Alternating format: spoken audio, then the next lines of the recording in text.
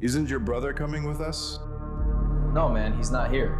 So, who was that walking right behind you? Just for a split second, he saw it. Who was walking behind you? What would you do if you saw something in the corner of your eye? Something that should not be there?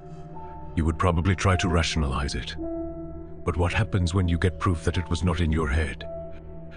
What happens when someone else sees it too? This is the story of Leo. A man named Leo lived in an old house that had been in his family for years.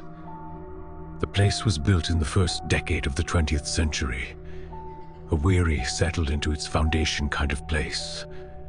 Strange things had happened there over the years. Whispers in empty rooms, doors closing on their own. But the incident that Leo recalls most vividly happened after a band practice one night.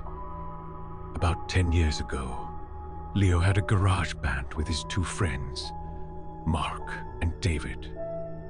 They played a kind of moody, Spanish language rock.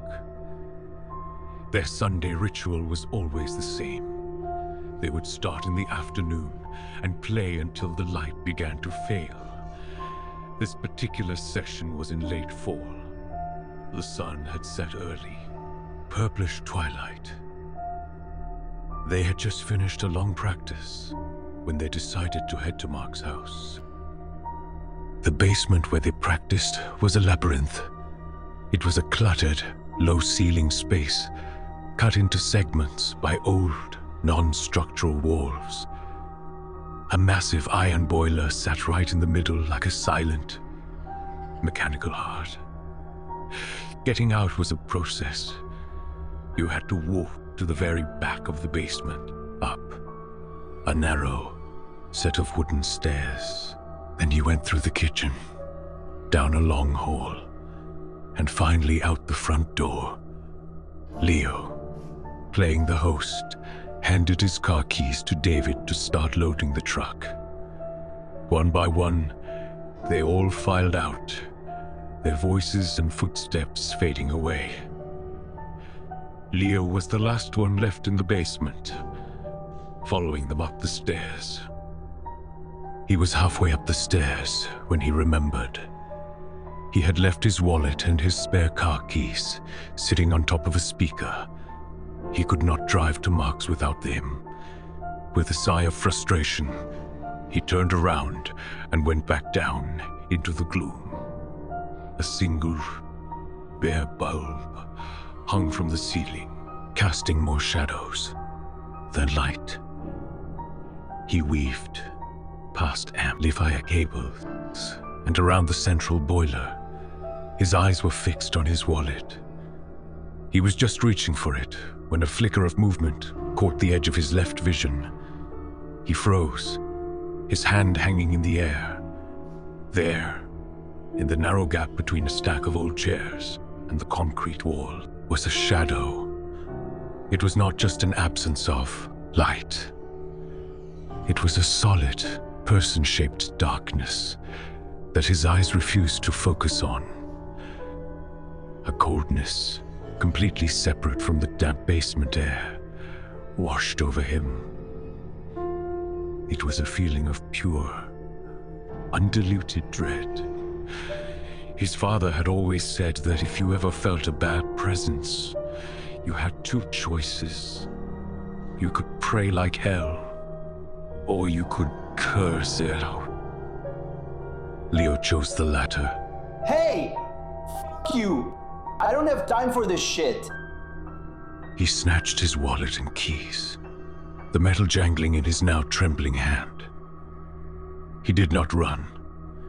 Something in his gut told him that would be a mistake.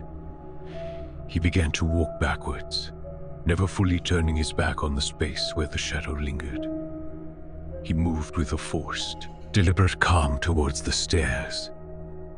His escape became a tense, methodical ritual. He climbed the stairs, his back to the open basement doorway below. He closed the basement door with a firm, final sounding thud. and he flipped the lock. He walked backwards down the hall. He turned off the kitchen light. Then he turned off the hallway light. He plunged each section of the house into darkness behind him. The last light switch was on the wall opposite the front door. The porch light was on, casting a stark, yellow-white glow through the open door. It created a clear path to safety across the living room floor. The feeling of something at his back intensified with every light he extinguished. It was not a sound or a breath. It was just a pressing, cold awareness. He refused to turn around. He would not give it that satisfaction. Finally, at the front door, he reached for the last switch. He took a deep breath, and he flicked it. Click. The living room, and the entire house behind him was swallowed by darkness. He stepped out onto the lit porch. He pulled the heavy front door shut behind him with a solid, reassuring thump. The cool night air hit his face. He jogged down the 3 porch steps, his feet crunching on the gravel path. He headed for the iron gate at the front of the long, deep yard. His friends were already in his truck. A dark silhouette parked at the curb. With every step away from the house, the tension began to bleed out of him. The fear was replaced by a flush of embarrassment. He thought to himself, "You idiot. You got spooked by a shadow. You cursed out an empty room." He reached the truck and yanked the driver's side door open. He climbed, bed into the seat. The interior dome light was a welcome, normal sight. He buckled his seatbelt, the clicker sound of modern, mundane safety. He put the key in the ignition, and the truck rumbled to life.